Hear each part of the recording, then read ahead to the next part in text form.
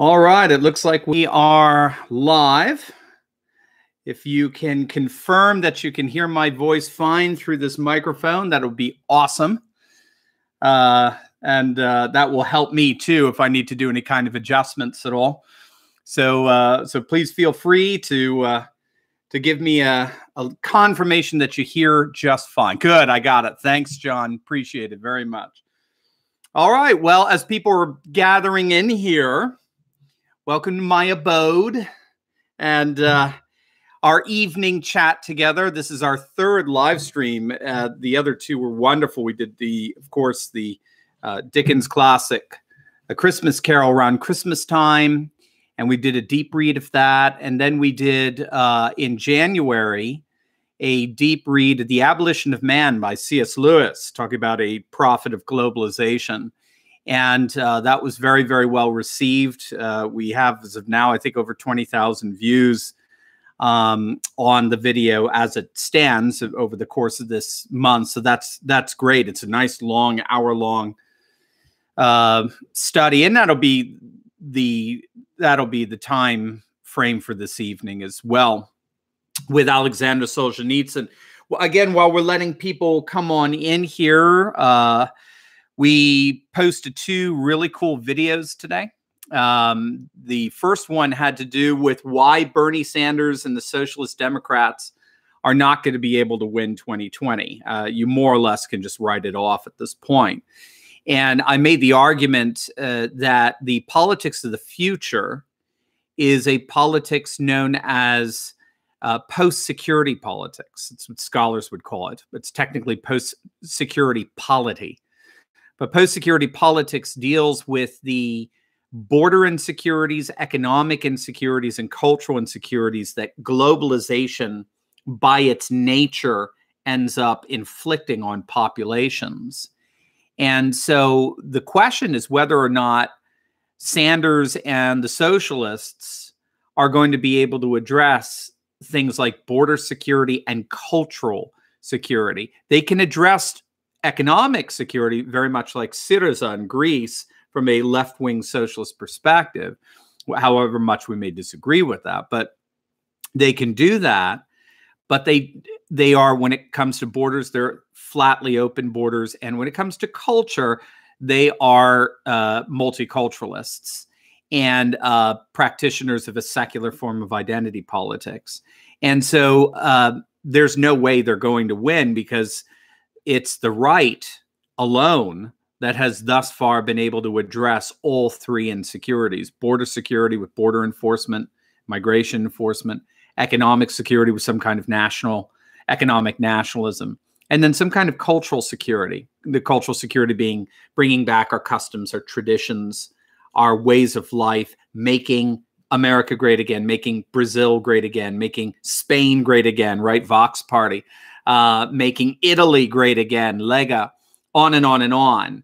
The make blank great again, whatever it happens to be, is the restoration of border, economic, and cultural securities back into the consciousness of the population. And socialists can't do that. Left-wing socialists can't do that at this point. So there's no way they're going to win. And the politics of the future, of course, came forward into time, was realized in the present in 2016 here in the States, of course.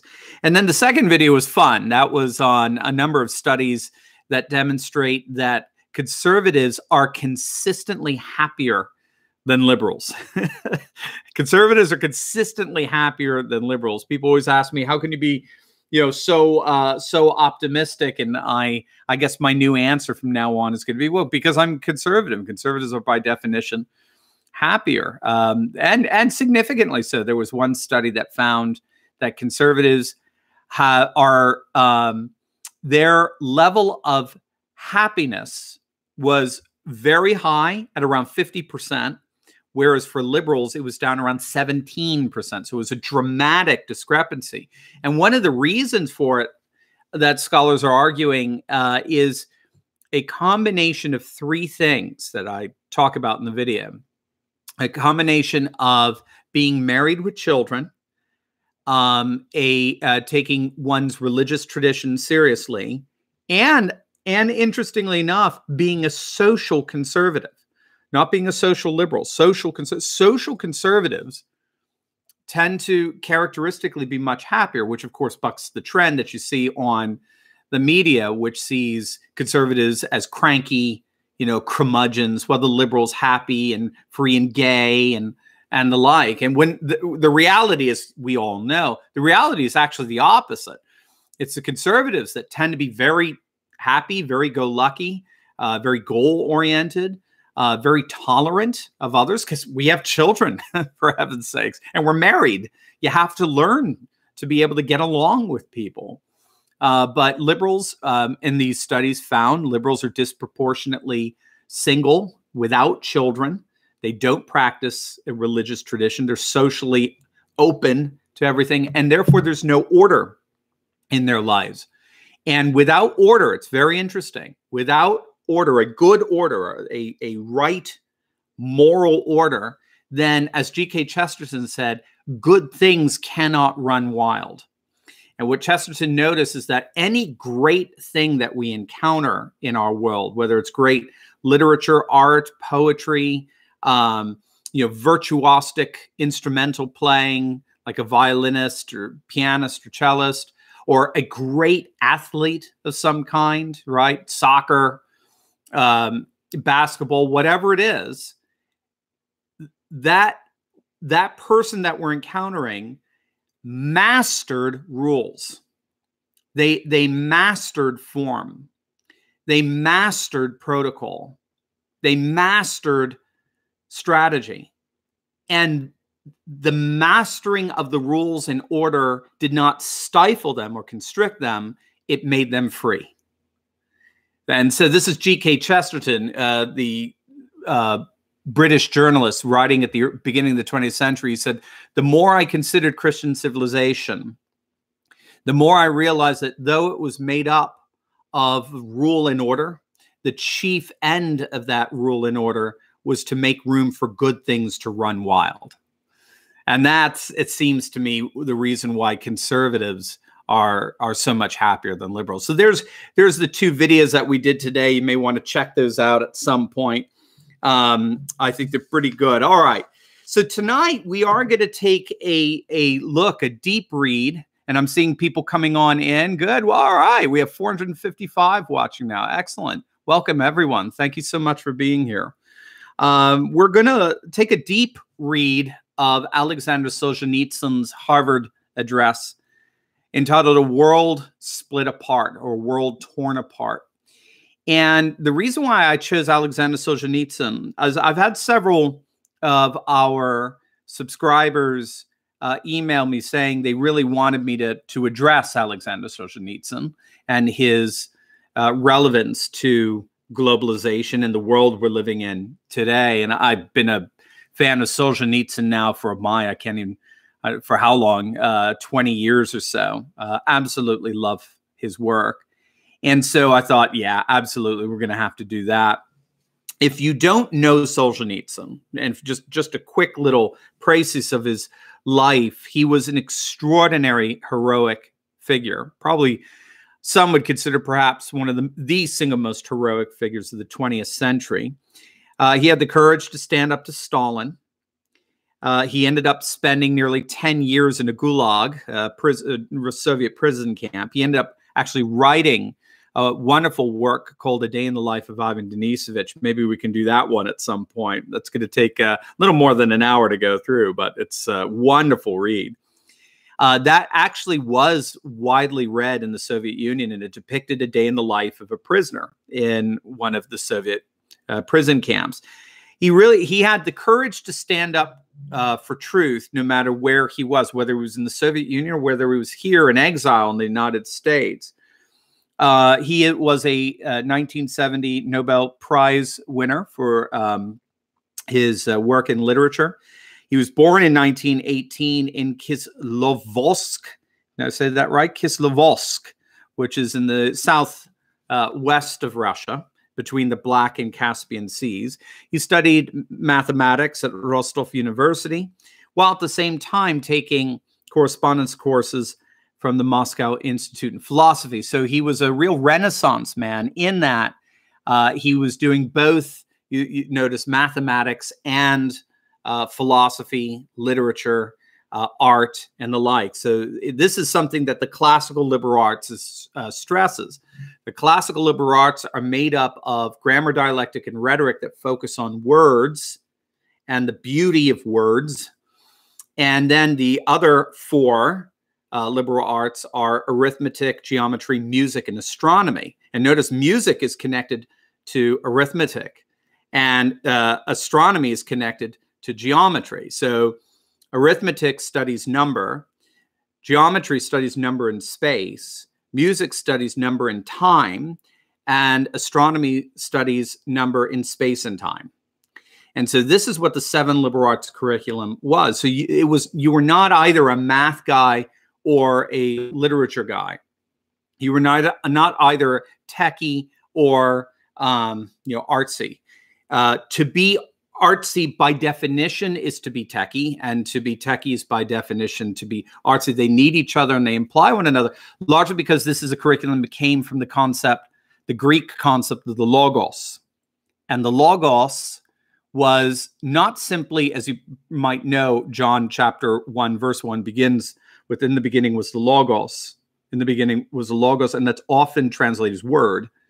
But it's not just simply verbal. It's not just simply linguistic. Logos also had a sense of mathematical quantification and order. We use the word logistics.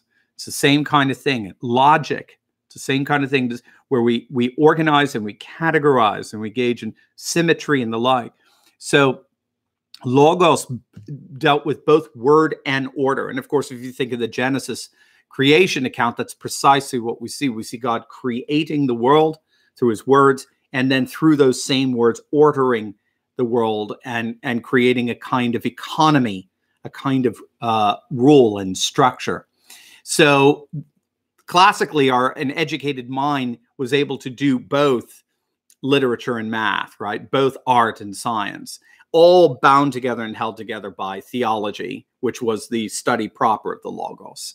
So Aleksandr Solzhenitsyn inherited that kind of education. During World War II, he served as a commander of a sound-ranging battery in the Soviet Army. Sound-ranging battery determines the coordinates of an enemy unit used during it's derived from the sound of the guns or mortars or rockets and the like. And he was actually decorated for personal heroism on three separate occasions.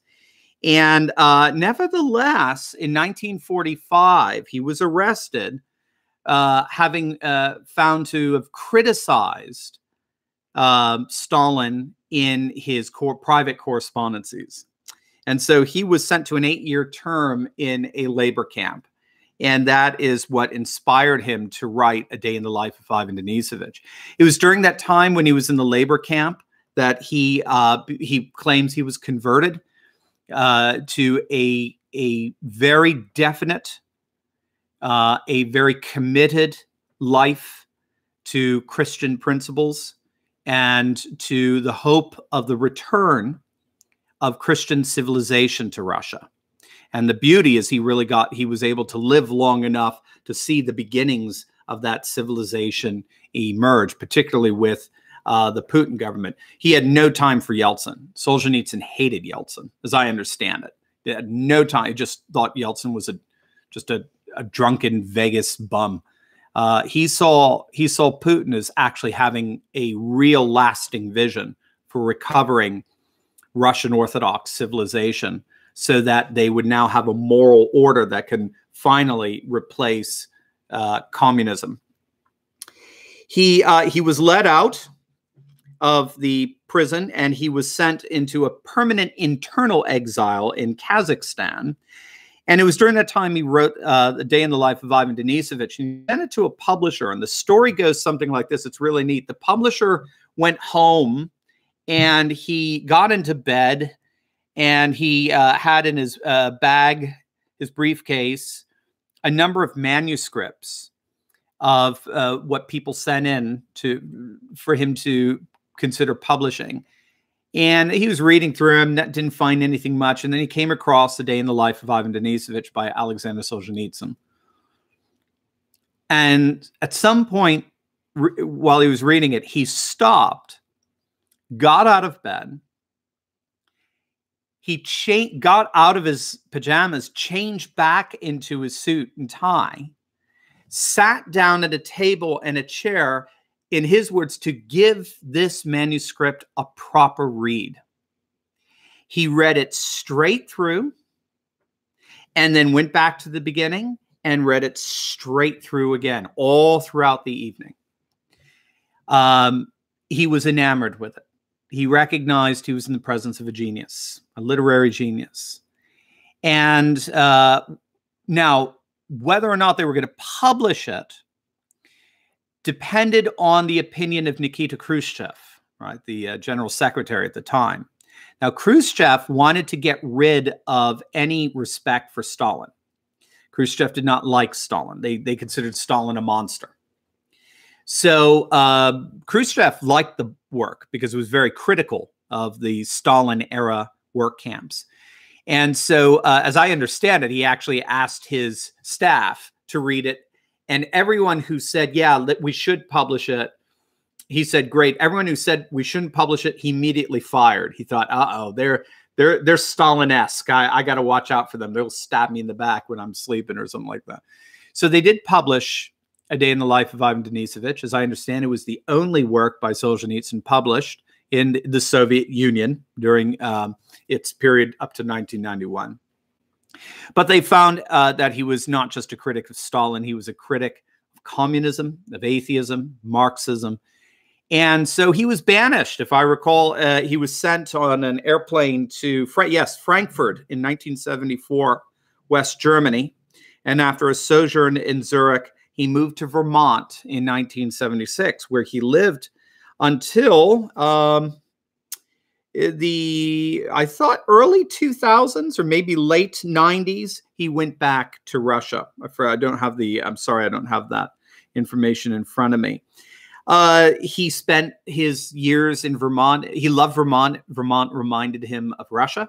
And so he spent his days there writing. And I don't think he ever learned English. It was always, if there was any English correspondence, it was always through a translator. And he died at the age of 89 in 2008. And it was said that when he returned to Russia, if he wanted to be president, he could have been. He returned as a national hero. And his vision for the restoration of Russia, to bring back a sense of traditionalist, conservative Christian Russia, began to be realized in the last years of his life. So he got to see a bit of a glimpse of the promised land, as it were, the end of the Soviet Union and the rebirth of Russian Orthodoxy. Altogether, his lifetime works compiles a 30-volume series. And what do we have there? Tanst, 99 FFA. Thank you so much for that donation. Very, very, very appreciated. God bless you. Altogether, his lifetime work compiles about 30 volumes of material. And if you're interested, there is a very good reader on the writings of Aleksandr Solzhenitsyn. Once this video is done, I'll link it for you. It's called the Solzhenitsyn Reader. It's published by ISI, Intercollegiate Studies Institute. If you want to go ahead to Amazon now and check it out. But I'll make sure to put a link at the end for you if you'd like to check it out there. It's an excellent introduction to the writings of Aleksandr Solzhenitsyn. And it has this very speech that we're going to look at, A World Split Apart, as one of its highlights. Now, let me give you a little backdrop to this speech. And if you want to, you could actually read along with me. I'm going to look at excerpts. It's an hour-long speech, so I'm not going to be able to read everything, but I'm going to give some key highlights. And what I'm going to do is, as I'm doing the highlights, if you like, in another window in your browser, once you check it out, if you put Solzhenitsyn, A World Split Apart, you'll find the text, so you can follow along if you like. This was delivered at Harvard University And in 1978, at the 327th commencement, their graduation of Harvard, it was a rainy day, and the students, of course, were out underneath the rain with umbrellas, and Solzhenitsyn was under some kind of roof on the stage, and he was welcomed with a standing ovation. Again, it's another link I'll put on there. You can actually watch him deliver the speech. We have film from 1978 of him delivering it.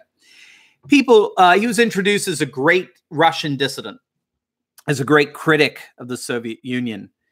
And he had obviously recently, just a few years prior to that, come to the United States to live. This is the height of, the Cold War, Carter, Brezhnev. And when he was announced and walked up to the podium, everybody, you watch on the video, everybody stood up and gave him a long standing ovation. They just thought he was just the most awesome, courageous man on the planet, willing to stand up to the Soviet Union, the full might and power of the Soviet Union. But to the shock of everyone in the audience, for the next hour, he turned his critical gaze at the democratic West. And in fact, his secretary, who translated his speeches, he tended not to write out his speeches. This one he did. He worked very hard on it. This is one of the reasons why I'm really focusing on this, because he took a lot of time there. Oh my, what do we got? BB, God bless you, brother. Thanks. Great background. Thank you. Appreciate it. Yeah. So, I mean, I think the more we know about these guys, the better. These people like Aleksandr Solzhenitsyn, G.K. Chesterton, C.S. Lewis, they and now today, our modern day heroes, Trump, Orban, Salvini, these guys are incredible heroes. Just the willingness to stand up to such venomous hatred from the secular left. They have far more courage than I do. I hide behind lecterns, or a microphone and a camera. These guys were standing eye to eye, face to face with this stuff, and they didn't flinch. It's brilliant, brilliant stuff. So I take a lot of comfort in looking at their lives, and I draw a lot of inspiration from that. So his secretary translated his speech, and she was so worried and upset, and she tried to persuade him to soften his ideas and words, because she believed in the end, you'll never be forgiven for the speech. But again, Solzhenitsyn's not afraid of anything. So he says, hey, we're just going to have to deal with it. He called his speech A World Split Apart, because there's a very interesting motif of alienation all throughout the speech, running throughout. And I'm just going to read for you some excerpts to give you some commentary on it, to show you just how prophetic he was in terms of understanding the nature of globalization, and to show you how he believed globalization was definitely doomed. It was going to fall. I don't know if he knew it was going to fall in his lifetime. It certainly did, the Soviet Union being one of the forms of globalization. But he absolutely knew it was going to fall. And we'll get into reasons why that is. Here's how he introduces his speech. Harvard's motto is Veritas. Many of you have already found out, and others will find out in the course of their lives, that truth eludes us as soon as our concentration begins to flag, all the while leaving the illusion that we are continuing to pursue it. This is the source of much discord. Also, truth is seldom sweet. It is almost invariably bitter. A measure of bitter truth is included in my speech today, but I offer it as a friend, not as an adversary. So here we could see that Solzhenitsyn is first and foremost concerned about truth, as was at one time Harvard University with its motto Veritas. Veritas is truth in the Latin. In the Greek, it's aletheia. Classically, Truth reveals reality. That's what truth is. Truth is that which reveals reality. So it's very interesting. Truth is not first and foremost a property here. Truth is first and foremost a property out there. Truth first exists out there and then comes to us through some kind of revelation. And then we have a reason, we have rationality to be able to receive that. And so what you're getting here, is something very interesting. In the Greek, the word aletheia is a conjunction. It's the lethine, which means to conceal. And then what it has in front of it is an alpha privative, which is just a simple an A. So it's lethine. Now, alpha privatives negate whatever they're prefixed to. So a theist is one who believes in God, but an atheist is one who doesn't, right? Lethine means to conceal. Alethine means to disclose, to reveal, to make known. See? And so truth for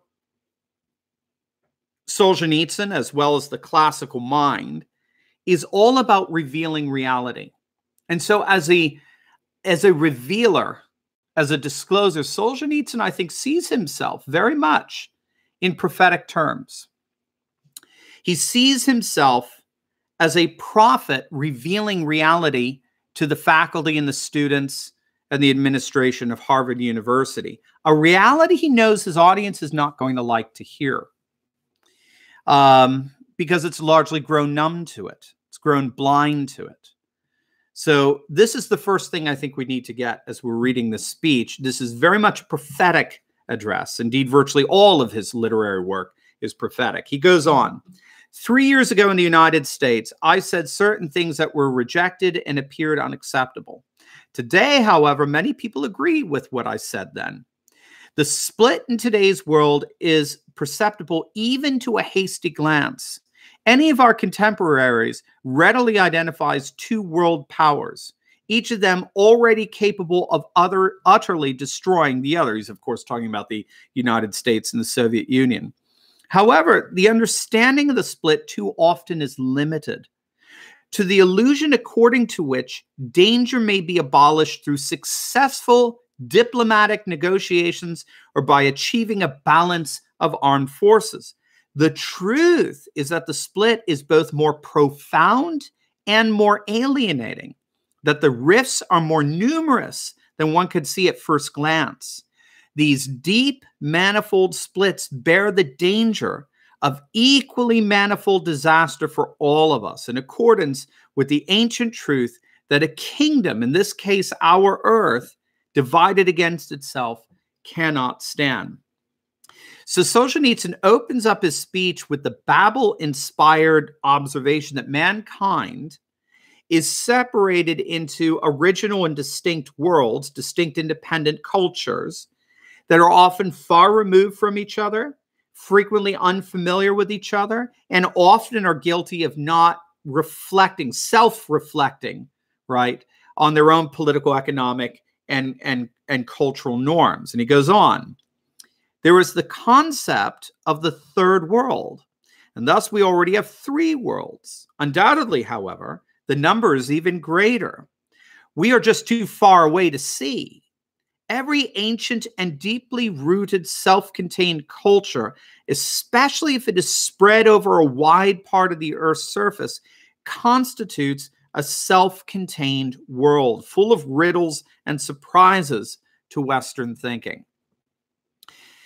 Now, Solzhenitsyn, somewhat uncomfortably, is going to start to evoke the West's period of colonization as a means of overcoming this fragmented world. We have to understand that empire has always been the default way of overcoming a fragmented world.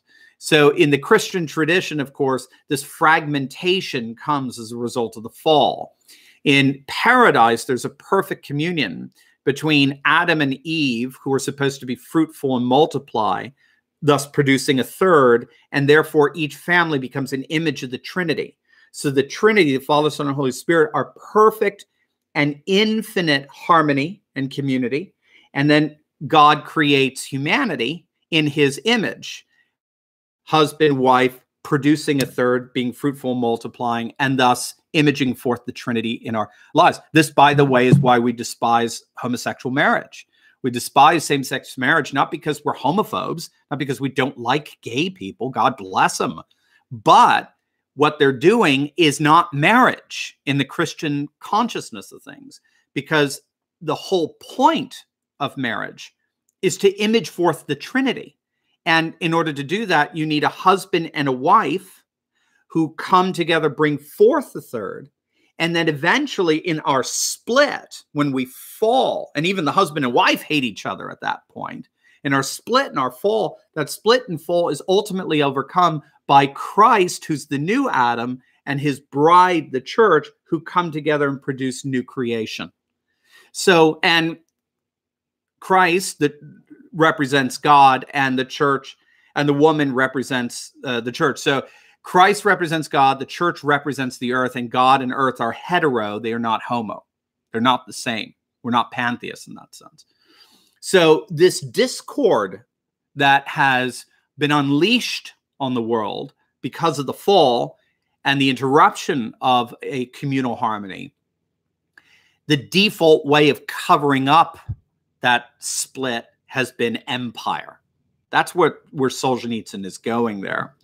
And he's reminding the West that we have been quite guilty of such measures. He goes on, how a short time ago, relatively, the small world of modern Europe was easily seizing colonies all over the globe, not only without anticipating any real resistance, but usually with contempt for any possible values in the conquered people's approach to life.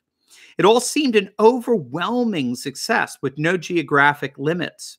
Western society expanded in a triumph of human independence and power. And all of a sudden, the 20th century brought the clear realization of this society's fragility.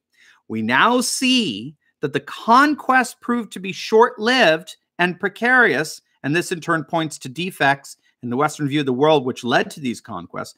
Relations with the former colonial world now have switched to the opposite extreme, and the Western world often exhibits an excess of obsequiousness.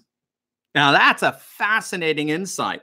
Solzhenitsyn is showing himself to be quite prophetic. So in one sense, and I think you could all appreciate, we can all appreciate this, the West has shifted from trying to dominate the third world through colonization, and is now actually surrendering its own culture to the third world, which of course is the notion of multiculturalism, the idea that all cultures are equal because they are all equally arbitrary.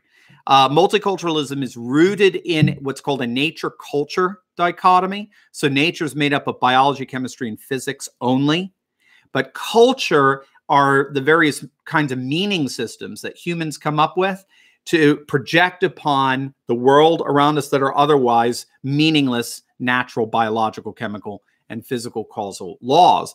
And just like, well, in modern sense, just like art and music, culture ends up becoming relative. It just depends who's constructing it.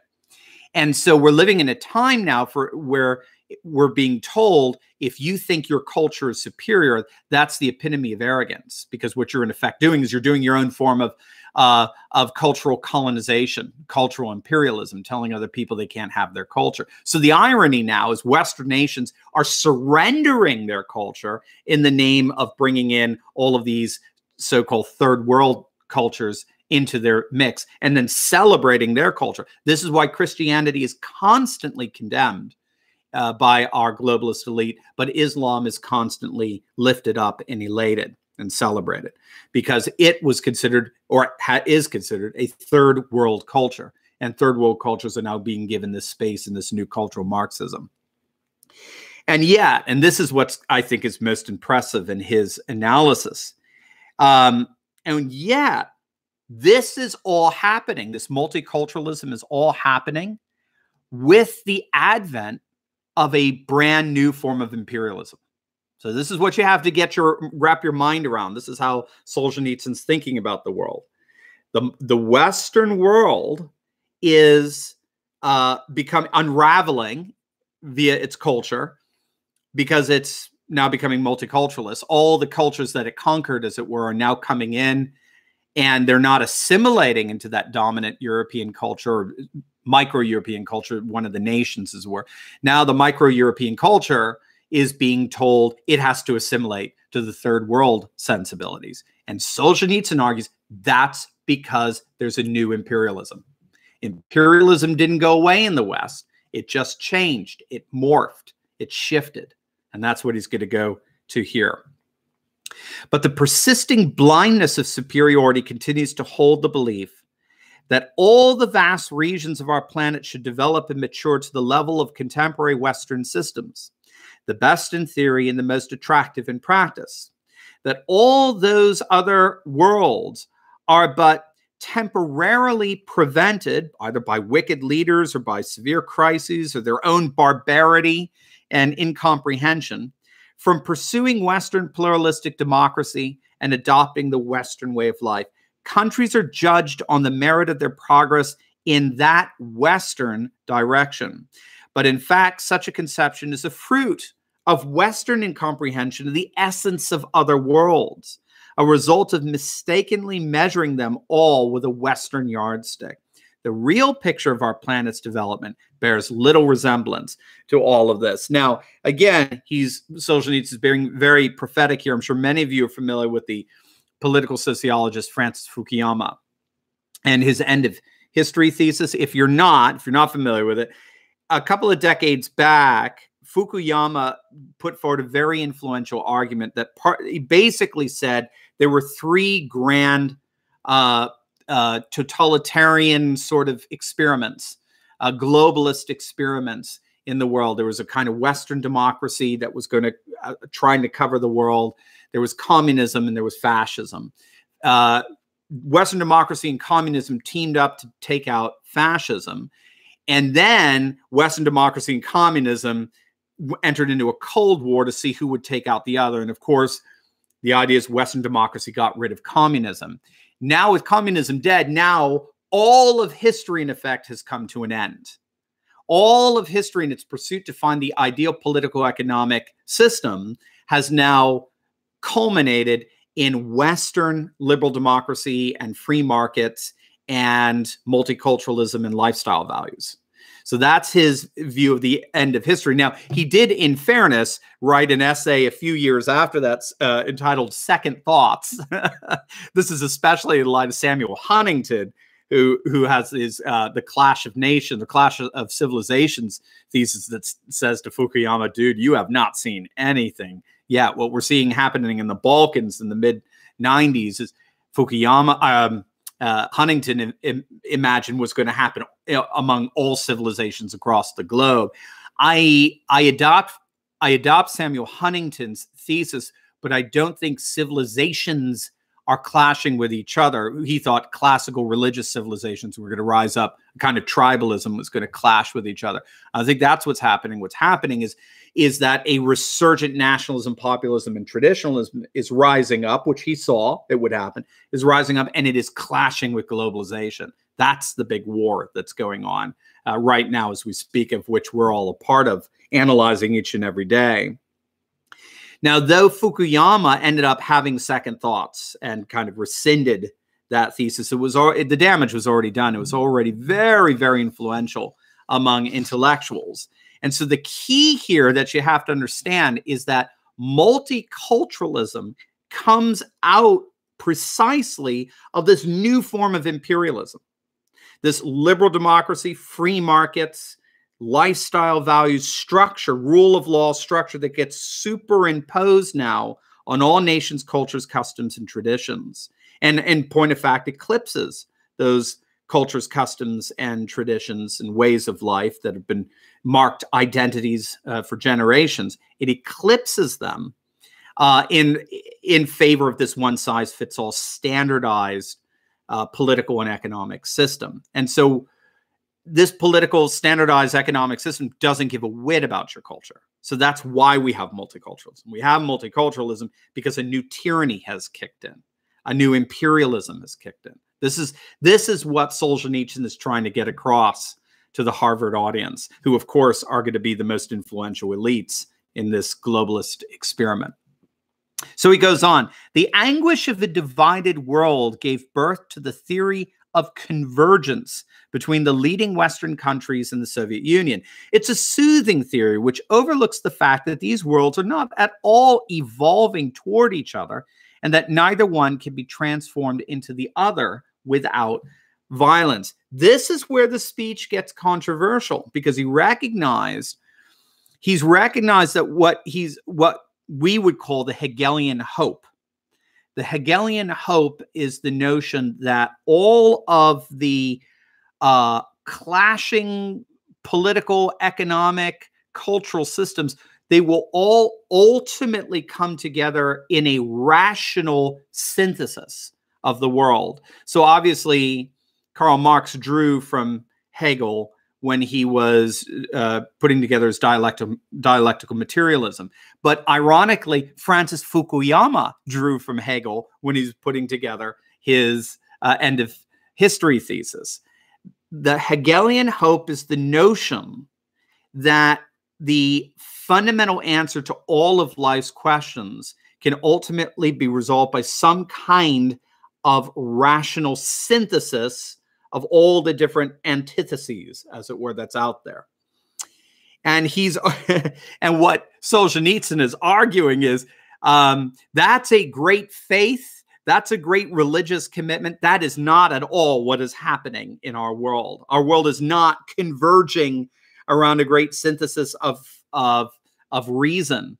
If anything, it's breaking away from that in all kinds of ways, especially today with the return of tradition and religion. So perhaps the single most shocking thing that Solzhenitsyn is saying here is that the very quest that the Soviet Union was upon, the very quest that the Soviet East was on to find a rational synthesis, a one-size-fits-all economic system for all people, that very quest is being pursued by the democratic West.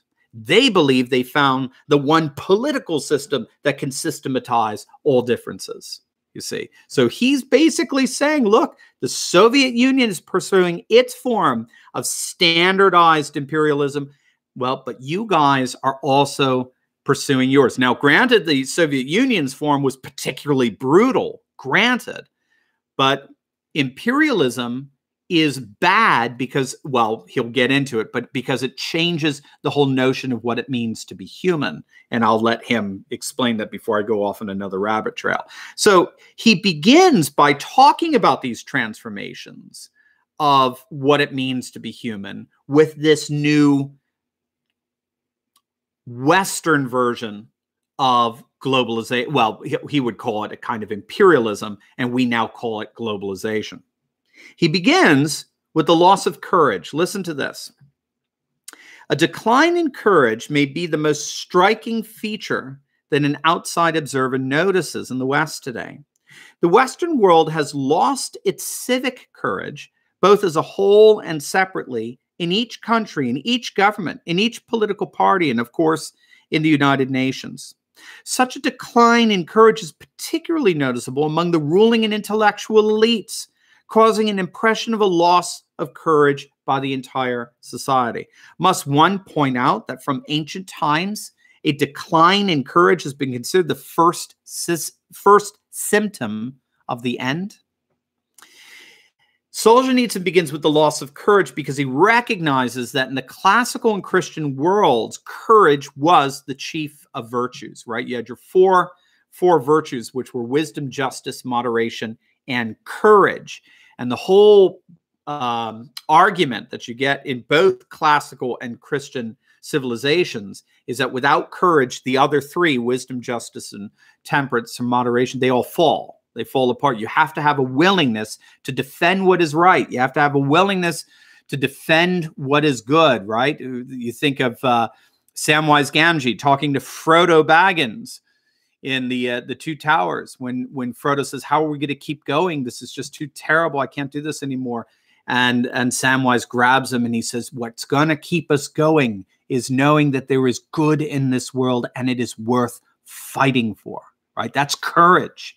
And courage classically got evoked from this notion of cosmic piety.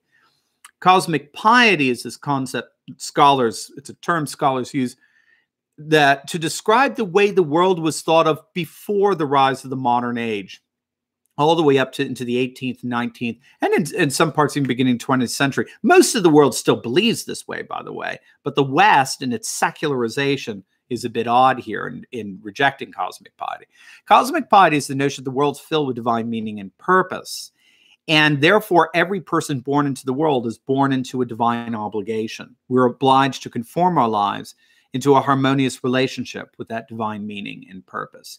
And so it is in that kind of orientation towards the world that we're able to develop things like wisdom and virtue.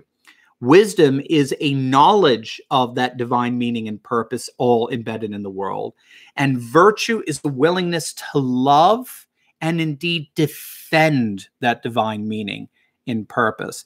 And if I love what's truly lovely and I desire what's truly desirable, I experience my highest human flourishing, which enables me to stand strong and defend it. This is why before every battle scene, every great battle that we watch in movies, even in sports, before every important game or something like that, you have a great speech. Right? This is obviously going all the way back to the Iliad tradition, but you have a great speech, and it's usually a commander or a coach, something like that, who reminds all the players of the soldiers what we're doing here, reminds them of the moral world in which they live and which they've been called to defend. And to know, in effect, this isn't just their fight, it's someone greater's fight. And you've been enlisted in that army, and that evokes a sense of courage. What Solzhenitsyn argues is that in the modern age, we've gotten rid of cosmic piety. It's gone. The world's just biological, chemical, and physical causal laws. You can't put meaning in a microscope, right? You can't put God in a test tube. But if it can't be quantified, if it can't be verified through empirical verification, then it doesn't exist. It's just a matter of personal opinion. Okay, we'll go ahead and live that way. But guess what happens? Virtue dies, wisdom dies, and courage dies. And that's what he's noticing. The very first thing he's seeing with this new empire, this Western imperial system of globalization, is that courage dies. This is why people jump on bandwagons. They jump on bandwagons because they don't have courage anymore. They're too afraid to stand up to this stuff. And this is why I so love the Covington Catholic school kids, because they were willing to stand up against these crazy, if you remember those African nationalist Israelites who were throwing the most disgusting of slurs at them and racist epithets and so on. Then you had that nut Nathan Phillips coming in and banging in the face of Nick Sandmann. And they stood their ground. They never were rude. They were never bad. As a matter of fact, they tried to make a light of the situation. But then the whole world came upon them through the media, and the media that hates all things traditionalists and culture and custom and nationalist and the like. And now we're seeing that they are fighting back, that we're seeing that they're not afraid. This is, for me, what makes Trump so impressive. Trump is not afraid of these. And then when they find that you're not afraid of them anymore, they don't know what to do because they don't have courage. They don't know what to do. So they slink back, as it were, into their holes, just, yelling nasty things at you. But they don't, they have meltdowns. They have social justice warrior meltdowns because they've lost courage. This is Solzhenitsyn's 1978. Very, very prophetic. Very fascinating. All right. Then he makes this connection explicit here in the next section. Listen to this. When the modern Western states were being formed, it was proclaimed as a principle that governments were meant to serve man, and that man lives in order to be free and pursue happiness. Now, at last, during past decades, technical and social progress has permitted the realization of such aspirations. The welfare state, every citizen has been granted the desired freedom in material goods in such quantity and of such quality as to guarantee, in theory, the achievement of happiness. In the debased sense of the word, which has come into being during those same decades. In the process, however, one psychological detail has been overlooked: the constant desire to have still more things and a still better life, and the struggle to this end imprint many Western faces with worry and even depression. This active, intense competition comes to dominate all human thought and does not in the least open a way to free spiritual development. Solzhenitsyn believed that the fundamental problem of the West here is that by focusing on material needs only, it ended up starving the soul. And this is because we have infinite appetites that we're trying to fill with finite things. I'll say that again. We have infinite appetites that we're trying to fill with finite things, and we can't do it. You see, whereas pre-modern societies generally held that the world was made up of permanent institutional structures like family, church, community, that then the individual was raised on, the individual was cultivated within. Modern society enshrined the individual as most important, gave the individual free choice what kind of family he wants, whether or not he wants to be in a church, whether or not he wants to be in a community, and instead gave that individual certain globalist-inspired political and economic rights. And so these globalistic protocols end up pushing away the classical conception of the human person, which was formed in church, family, and community, and instead now come down and give to them, as he points out, guaranteed incomes, guaranteed wages, guaranteed home, guaranteed social security, guaranteed healthcare, and on and on and on and on. Now, I don't think Solzhenitsyn has a problem with those things per se, as long as they would be part of family, church, and community. But if you're going to push those out of the way so as to enshrine the sovereign individual who now has all these political and economic rights, and part of those political and economic rights are to choose whether or not he's going to have a family, to choose whether or not he's going to deal with church, to choose whether or not he wants a community, to choose whether or not traditions are worth saving, to choose whether or not he could give a rip about culture. Well, now you have a different conception of the human person. Now you have a consumer. So we've moved from a creature, someone created in the image of God, to a consumer. And what Solzhenitsyn is arguing is that that consumer will always be unsatisfied. The moment the consumer buys something, the moment the state gives the consumer something, the consumer is going to want something else. And it's because we have infinite appetites that we're trying to fill with finite things. So he thinks this project is doomed from the start. It's not going to work. The spiritual nature of the human person is going to overcome it. It's going to break through here, which you'll get into in a minute. I'm getting ahead of myself here. All right, how are we doing on time? All right, I need to keep going. I need to go. Here's where I think he gets really fascinating.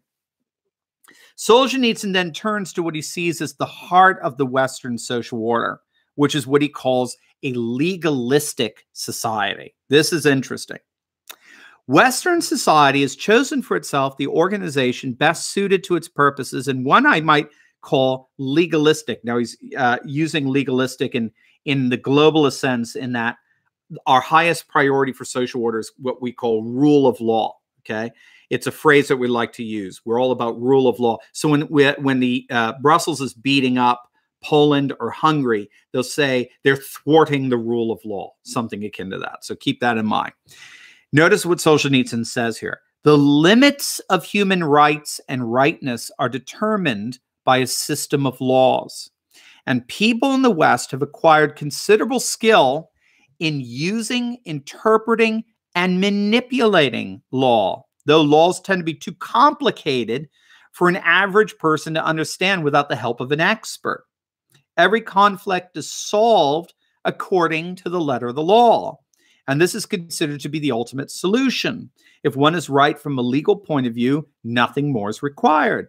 Nobody may mention that one could still not be entirely right, and urge self-restraint or even a renunciation of these rights, call for sacrifice and selfless risk.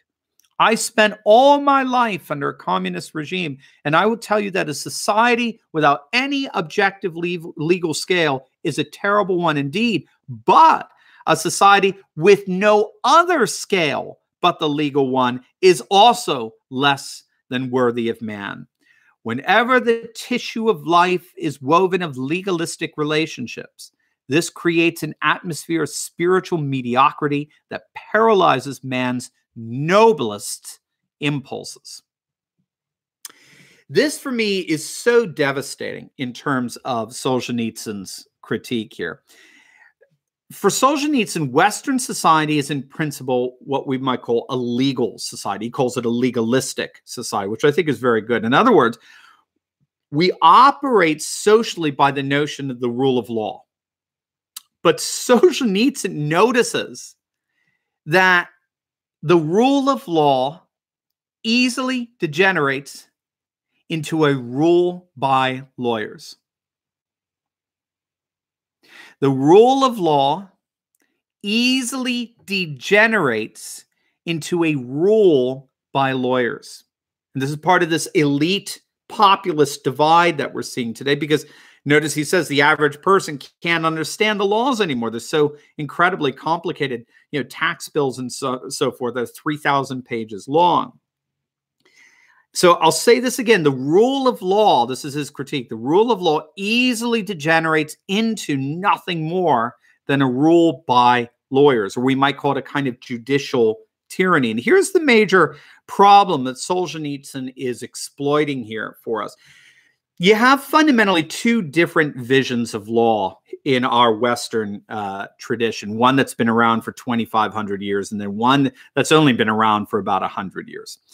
And the 2,500-year experiment is what we would call natural law. It goes before that, but that's where you start seeing the Greeks articulate it in very precise terms. Natural law versus something called positivist law. Natural law, very simply, is the idea that human law is not invented. Human law is actually discovered.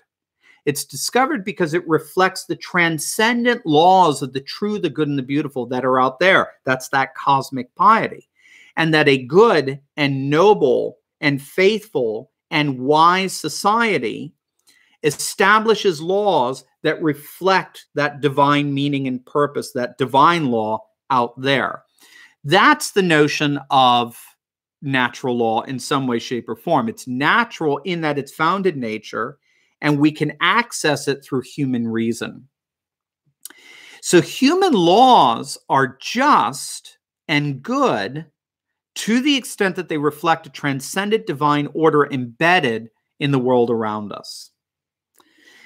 But in the 19th century, with the rise of modern science as the sole one-size-fits-all way of knowing the whole of reality, that Hegelian hope, with this redefined conception of knowledge, natural law assumptions began to wane.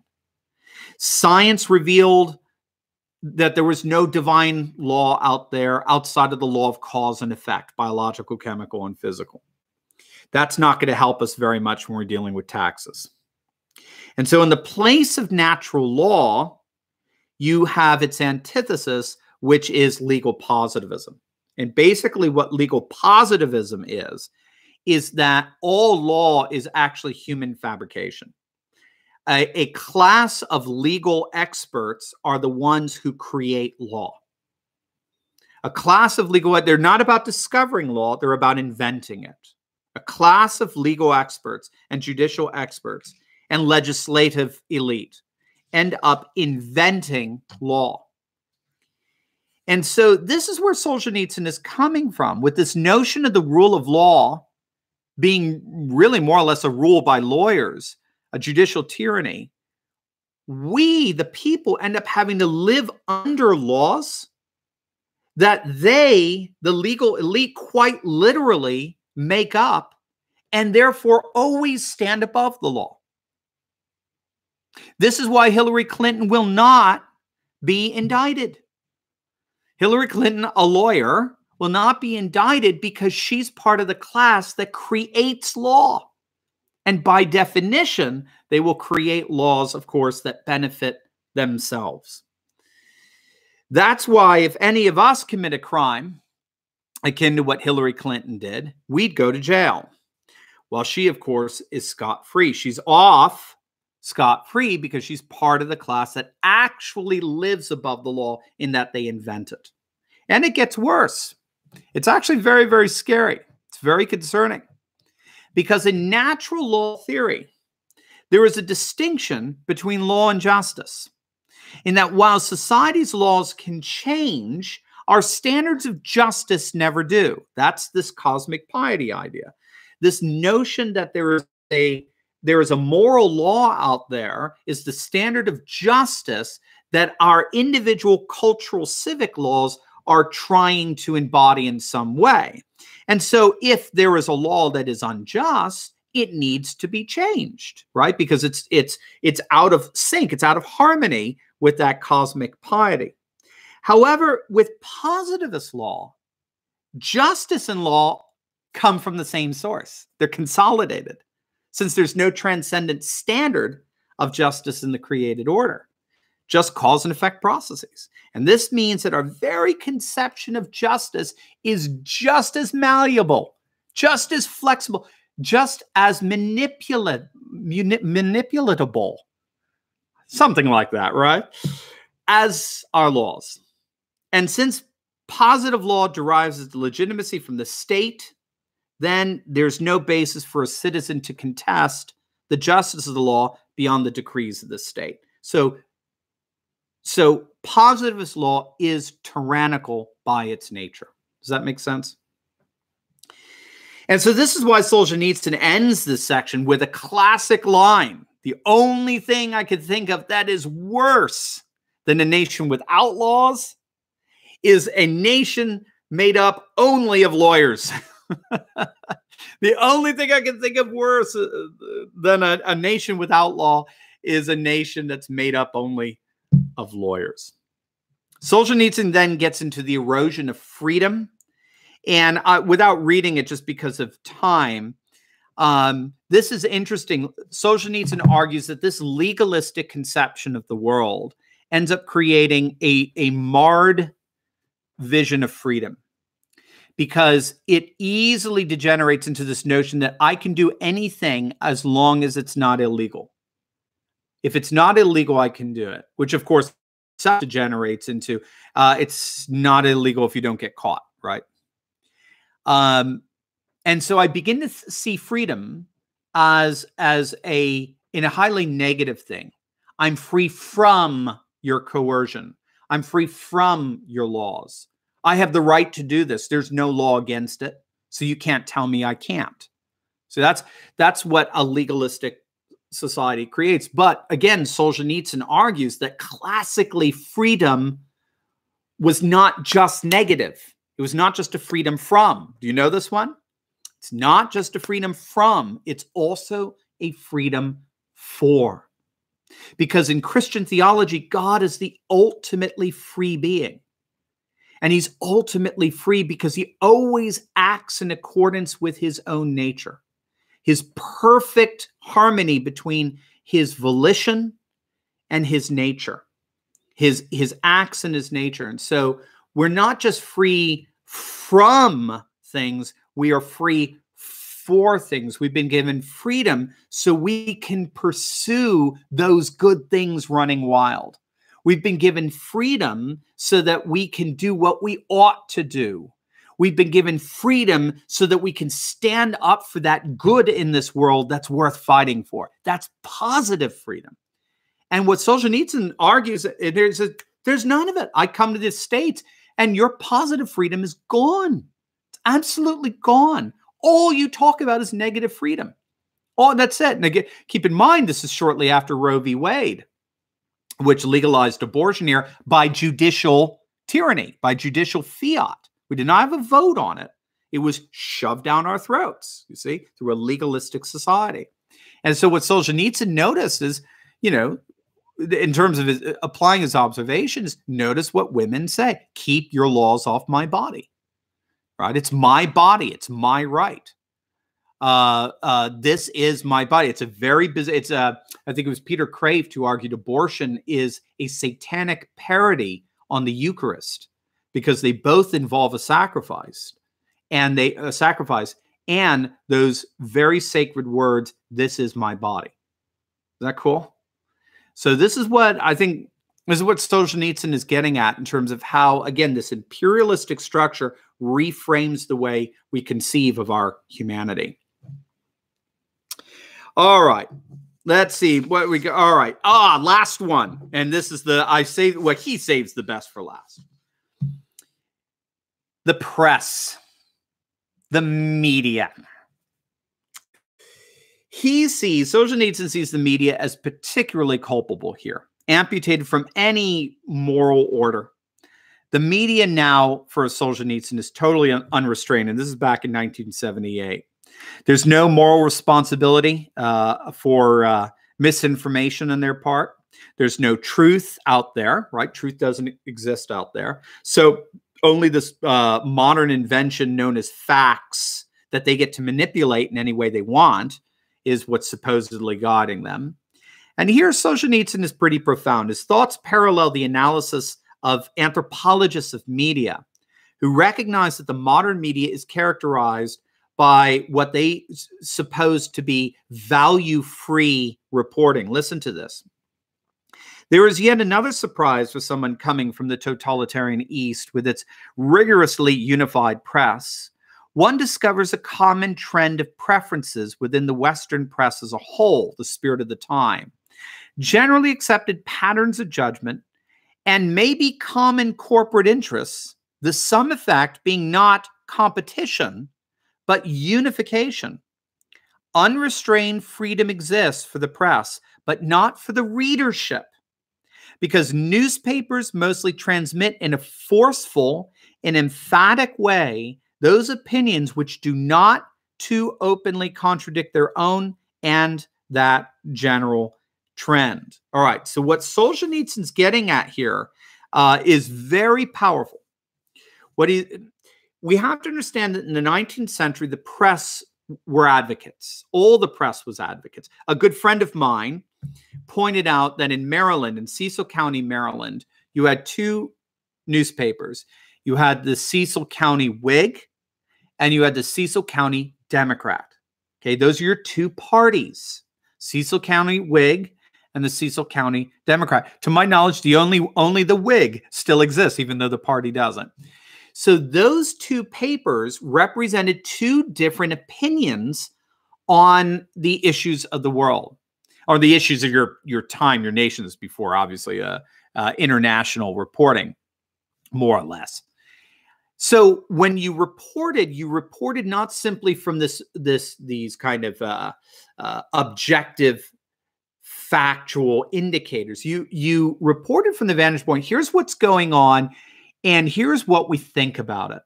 And we invite you to think that way too. So it's very similar to modern day talk radio, or very similar to what we do on YouTube. You know, you come on my YouTube channel knowing precisely the values that I'm going to be defending here, but we celebrate that because we find those values as very illuminative of current events.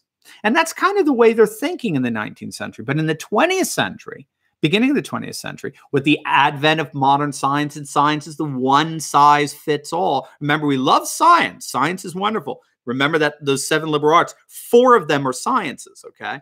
We love science, mathematics, and the like as servants for understanding, not masters of control. That's key difference. We love science and mathematics as servants for understanding, not masters of control and manipulation.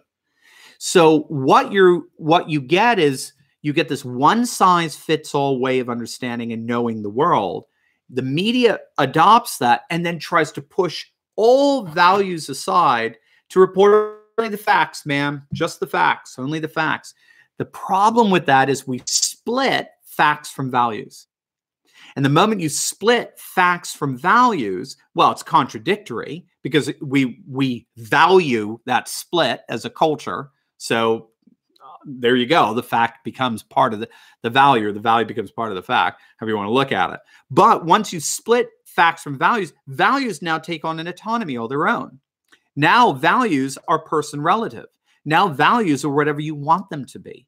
You have the free sovereign choice as an individual to choose whatever values you want to uphold. So now the media claims to be objective while reporting the world with from a value relative, i.e. liberal globalist vantage point. Remember, what is globalization? It is a one-size-fits-all technological, telecommunicative structure that comes down and gives a single political and economic system and then renders all values and cultures neutral. They all just kind of flurry away. What is modern day reporting and media? Same kind of thing. We're just giving you objective facts when in point of fact, what they're doing is they're giving a presentation of the world through globalist eyes, through liberal eyes. And then they present that as if it's factual. And what Solzhenitsyn is saying here is that's extremely dangerous. That's extremely destructive. Because what happens when we stand up and we say, no, we don't believe that world that you're mediating for us. We do not believe you are an accurate mediator of reality. Well, then we're told that we're dangerous. We're told that we need to be resisted. We're told that we need to be silenced. We need to be deplatformed. We're conspiracy theorists, whatever it is, whatever the pejorative du jour happens to be. And so I think this is why it's so interesting that the Covington Catholic school students, well, at least the main one in there, Nick Sandmann, is suing the Washington Post for $250 million, $250 million, which is as much as Jeff Bezos paid for acquiring it. And they're doing so not because they're not suing journalists, they're suing political activists. They're suing those who actively tried to destroy the Covington Catholic school students as partisan enemies to their globalist worldview. So they don't care as political activists. The media now no longer cares if their partisan enemy is a president, or if their partisan enemy is a Supreme Court justice, right, Kavanaugh, or if their partisan enemy is a 16-year-old kid wearing a MAGA hat. They don't care. They're wanting to destroy. And because they are the arbitrators of reality, and this reality now is globalization. And we have no way out of that. This is where the partisan press gets very, very dangerous and destructive. Solzhenitsyn says, and above all, the press, not elected by anyone, acts high-handedly and has amassed more power than the legislative, executive, or judicial power. And in this free press itself, it is not true freedom of opinion that dominates, but the dictates of the political fashion at the moment, which led to a surprising uniformity of opinion. And I think this is what irritated the audience at Harvard the most. This is why the media is so obsessed with all things liberal. If facts are value neutral, then all values are by definition person relative. So the free press is not free at all. It's enslaved to a left-wing globalist ideology of lifestyle values. How do we combat this? Let's bring this to a close. How do we combat this? Well, here I draw from Solzhenitsyn's Nobel laureate speech, which provides a profound answer. If you can read that as well online. It's much shorter than The World Split Apart, and it's all about the nature of art and beauty. And there he argued that the renewal of culture, particularly through the renewal of the arts, would awaken a renewal of beauty that would be enough to satisfy the spiritual hunger of moderns and draw them back into a traditionalist way of life. It's a very, very fascinating argument. How so? And again, it's very profound because in many respects, with the collapse of the Soviet Union, we sort of saw that. We saw this in Poland in 1979, the Summer of Hope, when John Paul II came out and gave a novena of 9 days in Poland. And the people turned out in mass. It was like 80% of the country or so came out to see him, even although the communist officials were basically keeping it under wraps as much as they could. But the people came out, and everywhere they saw him, they held mass and they prayed together and they sang together. And they sang particularly the hymn, "We Want God, we want God."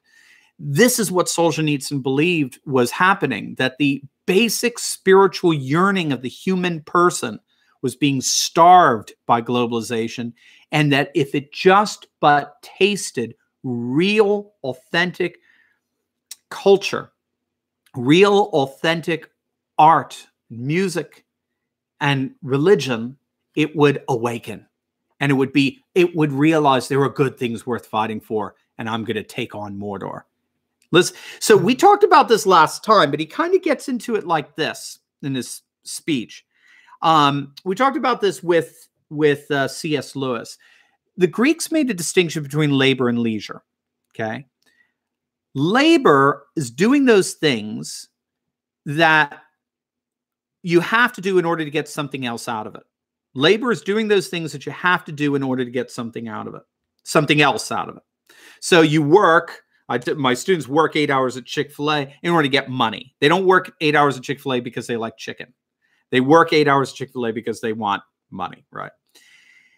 Leisure was different. Leisure was not rest in the sense that we know it, like lying in a hammock. Leisure was doing those things that were their own reward. Leisure in the ancient world involved doing those things for their own sake. So why do we listen to a beautiful piece of music? Why do we stare at a sunrise? Why do we look into the face of a beautiful baby? Why do we watch movies? Right? Why do we fall in love? Why do we worship? We do these things because they are good in and of themselves. It's the doing of them, it's the encountering of them that is its own reward. And so what's so important there for us is that by encountering literature, art, architecture, music, poetry, and the like, all the fineness of culture, we cultivate a true sense of what it means to be human. For it's through the acts of culture that we encounter the true, the good, and the beautiful that awaken our intellectual, moral, and emotional life. But what's so amazing is that when we're dealing with culture, as Josef Pieper recognized, the cult of culture is worship. Worship is, as it were, the font and the origin, the sacred spring from which blossoms forth all art and music and science and mathematics and architecture and literature and poetry, which cultivates our true humanity. That's the vision of culture that we nationalists are so enamored with.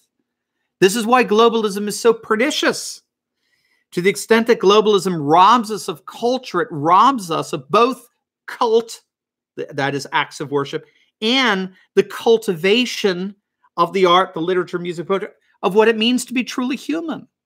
So it's not an exaggeration of the slightest to say that globalization radically threatens the very core of our humanity. And what Solzhenitsyn recognized was that in a world that had tried to kill truth and it tried to kill goodness, it kills truth, obviously, with a one-size-fits-all way of knowing the world.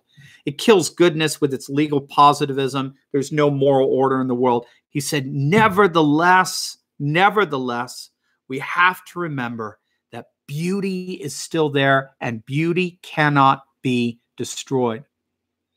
Beauty cannot be destroyed. Beauty still breaks out, even in our every attempt we have to crush it and kill it.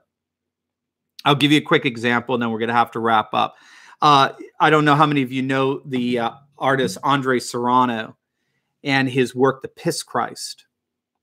I'm going to do a video. I need to do a video on this. I haven't sat down and done this. I think I'm going to, it'll be titled something like How the Piss Christ Reveals the Glories of Christian Civilization.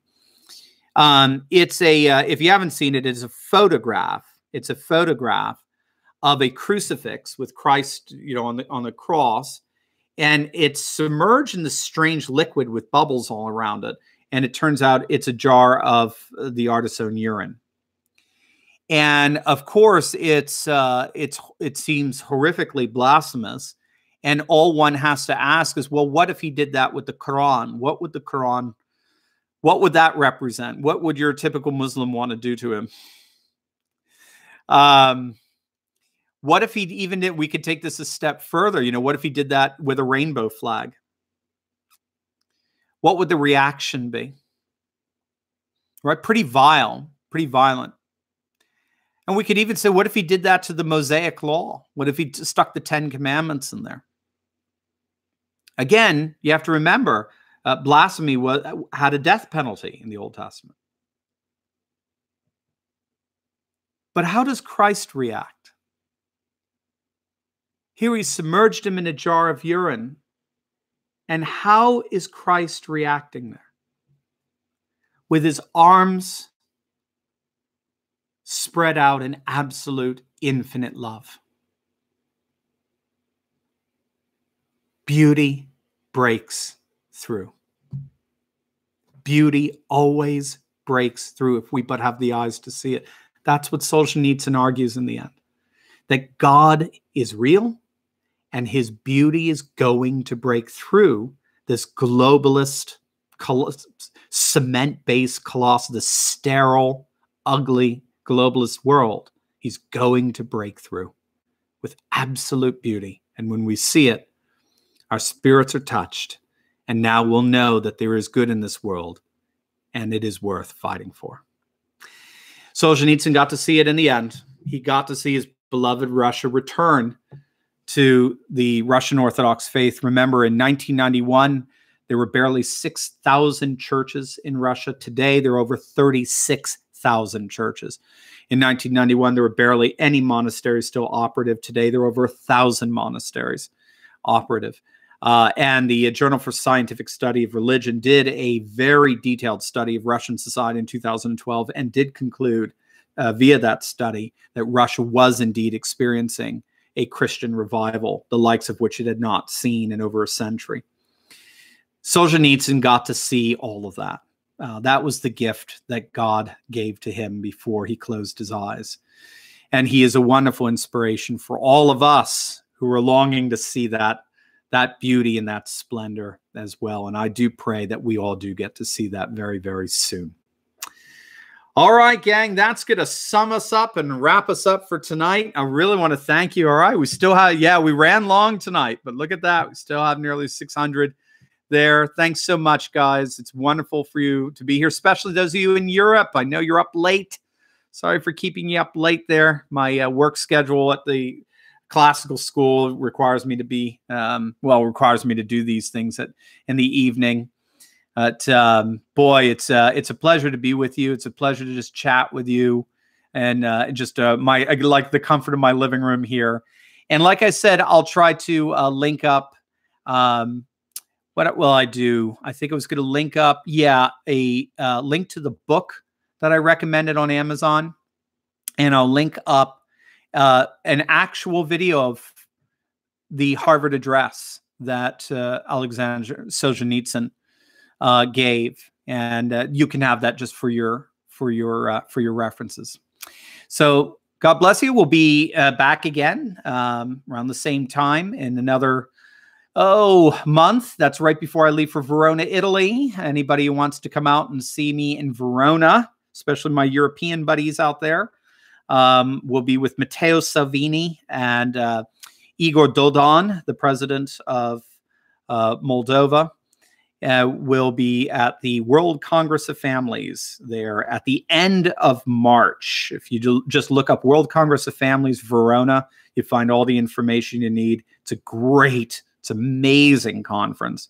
So I'll try to do one more live feed before I go off to that. Maybe we can do a couple of live streams while we're out there as well, if I get really adventuresome.